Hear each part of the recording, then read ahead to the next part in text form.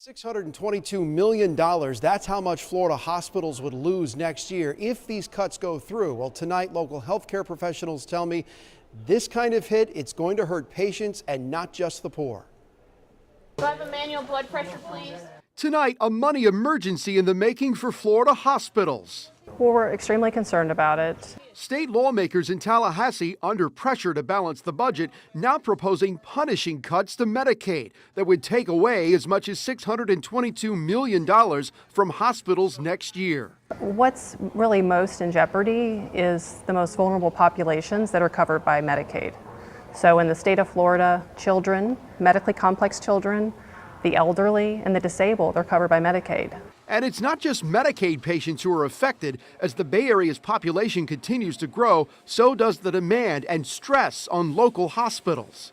If anything, we need more resources to help deal with these patients and to have the facilities, which, by the way, in Tampa are really superb. They're excellent facilities, but if we start cutting the legs out from the funding, that changes and will change quickly. So how did we get here? Governor Rick Scott made the decision to not expand Medicaid under Obamacare, which resulted in less federal money supporting health systems, leaving the state to come up with its own way to pay for the rising cost of health care in a state with an aging population. Now, hospitals worry the proposed budget cuts will set a new precedent for funding. If we reduce our support this year for the Medicaid program, we take it in the wrong direction, we're creating a new baseline for where our state invests in Medicaid. And so that potentially could be to our detriment as a state down the road.